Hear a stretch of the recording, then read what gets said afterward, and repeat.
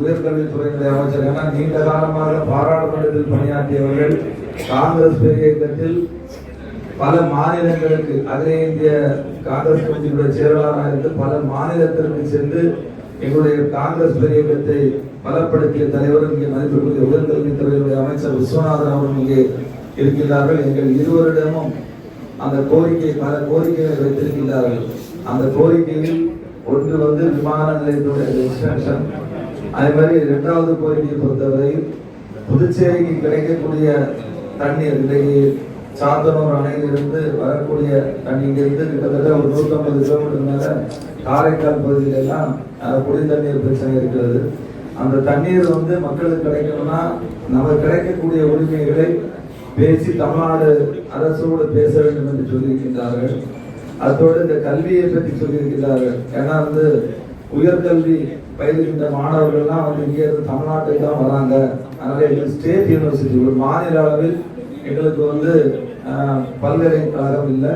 அதனால உயர்கல்வி படிப்பதற்கு வேறு மாநிலத்தில் செல்லக்கூடிய ஒரு சூழ்நிலை இருக்கு. மற்ற மாதிரி மத்திய அரசாங்கத்தினுடைய இன்னைக்கு ஜிப்மர்னா உயர்தர ஒரு முக்கியமான ஜிப்மரை பொறுத்தவரை ஒரு பெரிய மெடிக்கல் காலேஜ், ரிசர்ச் ஹாஸ்பிட்டல் அதெல்லாம் இங்கதான் இருக்கு. இருந்தாலும் அது காங்கிரஸ் கட்சியினுடைய ஆட்சி காலத்தில் கொண்டு வரப்பட்டது. இருந்தாலும் மாநில அளவில் ஒரு ஸ்டேட் யூனிவர்சிட்டி இருந்தால் எல்லாத்துக்கும் வசதியா இருக்கும். ஏன்னா இன்னைக்கு நிறைய உயர்கல்வி படிப்புகளை படிக்க வேண்டும் என்று சொன்னால் பக்கத்து மாநிலத்துக்கு செல்ல வேண்டியிருக்கிறது. மதிப்பிற்குரிய அண்ணன் முன்னாள் நம்முடைய சட்டமன்ற உறுப்பினர் விருதாச்சலம் அண்ணன் ராதாகிருஷ்ணன் அவர்கள், சந்திரசேகர் அவர்கள், அவர் சித்தார்த்தம்லாம் இருக்காங்க. அதனால அதையும் கேட்டிருக்காங்க. அதோடு மட்டுமல்லாமல் நம்ம அதாவது இங்க இருந்து நிறைய பக்தர்கள் சுற்றுலா பயணிகள் எல்லாம் திருச்செந்தூர் முருகன் கோயிலுக்கு வழிபடுவதற்காக வருகின்றார்கள். அங்க வழிபட வரும்போது இங்க புதுச்சேரிக்கு ஒரு கெஸ்ட் ஹவுஸ், ஒரு விருந்தினர் மாளிகை இருந்தா அது இங்க இருந்து போய் அங்க போய் அங்க ஓய்வு எடுக்கலாம். அதுக்கு நீங்க அரசாங்கத்திடம் ஒரு இடத்தை மட்டும் நீங்க கேட்டு வாங்கிட்டாங்க. நாங்க அதற்கான பில்டிங் எல்லாம் நாங்களே அரசை வச்சு நாங்களே பண்ணிக்கலாம்னு சொல்லியிருக்காங்க.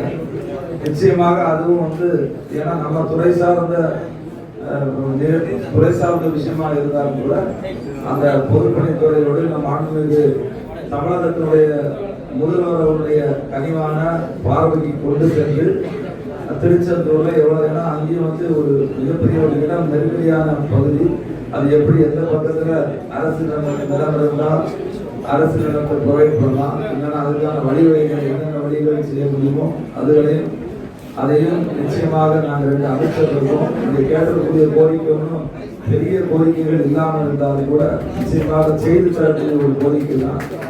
ஆகவே இந்த கோரிக்கைகள் இன்னைக்கு வைக்கப்பட்டிருக்கிறது. அதையும் நாங்கள் முழு முயற்சி எடுத்து அதை நிறைவேற்றி தருவதற்கான பாடுபடுவோம். மற்றபடி இன்னைக்கு புதுச்சேரி மாநிலம் தமிழ்நாடு என்று பிரித்து பார்க்க முடியாது. ஏன்னா இங்கே இருக்கக்கூடியவங்க எல்லாருமே தமிழ்நாடோட ஒட்டி இன்னைக்கு இப்ப ஒரு அதாவது யூனியன் பிரதேசமா இருந்தாலும் கூட இன்னைக்கு இங்க சமூகம் சார்ந்து, கலாச்சாரம் சார்ந்து, பண்பாடு சார்ந்து அனைத்திலும் நம்ம ஒரு சகோதரர்களெல்லாம் நம்ம செயல்படுறோம். ஆகவே இது ஒன்றும் பெரிய வித்தியாசம் பார்க்கறது கிடையாது. நாங்கள் தமிழ்நாடோட தான் இதை ஒப்பிட்டு பார்க்கிறோம். இருந்தாலும் புதுச்சேரியில இன்னைக்கு காங்கிரஸ் மிகவும் வலிமையாக இருக்கிறது. அதோட மாற்றுக்கிறதே கிடையாது. ஒரு ஆட்சியில் இல்லாம இருக்குது. ஆனா இன்னைக்கும் ஒரு பெரிய கட்சின்னு பாத்தீங்கன்னா காங்கிரஸ் பெரிய தான். எந்த காலத்தில் இங்க வரும்போதும் புதுச்சேரி இன்னைக்கு எல்லா வளர்ச்சியும் எந்த காலத்துல பெற்றிருக்குன்னா காங்கிரஸ் ஆட்சி காலத்துல தான் பெற்றிருக்கு. அதோட மாற்றுக்கிறது கிடையாது, மக்களுக்கும் தெரியும். ஆகவே எங்களை பொறுத்தவரையில எங்க தலைவர்கள்லாம் சொன்னாங்க, ஒரு 59 வருஷம் 1967க்கு பிறகு, நான் 67னா இப்ப எனக்கு 1975 நான் பிறந்திருக்கேன், 51 வயசு. நான் கூட பெருந்தலைவர் காமராஜர் ஆட்சியை கண்டது கிடையாது. ஆனா இன்னைக்கு ஒரு ஆட்சி கூட்டணியில அங்க வைக்கக்கூடிய ஆட்சியில நாங்கள் இருக்கிறோம்னா உண்மையாகவே காங்கிரஸ் இருக்கக்கூடிய கடைகோடி தொண்டருக்கும் அது பெருமை. அந்த அளவுல இன்னைக்கு 2 அமைச்சர்கள் இருக்கிறோம். எங்களை பொறுத்தவரையில இந்த அமைச்சர் என்பது ஒரு முழு கிரீடம் தான். ஆனா நம்ம மக்களுக்கு காங்கிரஸ் கட்சியினுடைய கடைநிலை தொண்டர்கள் அவங்க கேட்கக்கூடிய கோரிக்கைகளை செவிமடுத்து கேட்டு அதை எந்தெந்த இதை நம்ம செய்ய முடியுமோ அதை செய்து கொடுக்க வேண்டும் என்பதுதான் எங்களுடைய எண்ணம். மற்ற மாதிரி இந்த அமைச்சர் பதவியை வைத்து வேற ஒன்றும் எங்களுக்கு ஆசை கிடையாது. ஆகையால் நம்முடைய இயக்கம் வளர வேண்டும். ஏன்னா 1967 பிறகு ஒரு திராவிட முன்னேற்ற கழகத்துல கூட்டணியில அங்கம் வகிக்க வேண்டும், அதிகமான சீட்டு ஒதுக்க வேண்டும் நான் கேட்டேன். ஆனா அதுக்கு சாத்தியமே இல்லைன்னு சொன்னாங்க. ஆனா இன்னைக்கு எப்படி சாத்தியம் வந்தது? அதனால இதையும் அவங்க தெரிஞ்சுக்கணும். அதனால இன்னைக்கு நாங்க எந்த கட்சியும் குறை கூற மாட்டோம்.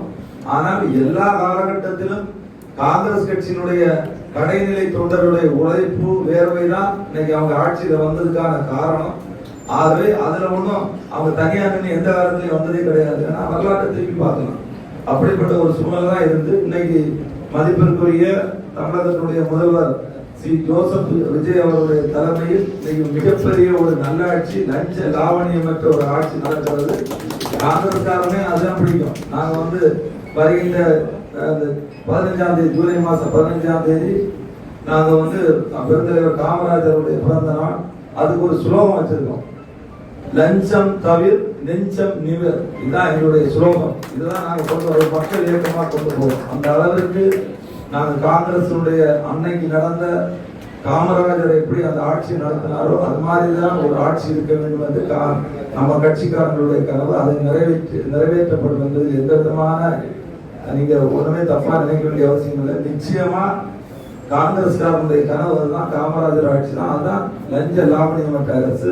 ஆகவே அனைவரும் ஒன்றிணைந்து ஒத்துழைப்பு வழங்க வேண்டும். வரக்கூடிய காலகட்டங்களில் அது உள்ளாட்சி மன்ற எலெக்ஷனாக இருக்கட்டும், நாடாளுமன்ற எலெக்ஷனாக இருக்கும். வரக்கூடிய நாடாளுமன்ற தேர்தலில் நம்முடைய தலைவர், பாராளுமன்றத்துடைய எதிர்க்கட்சி தலைவர் ராகுல் காந்தி அவர்கள் பிரதமராக வருவார்கள். அது எந்த மாற்று கருத்து கிடையாது.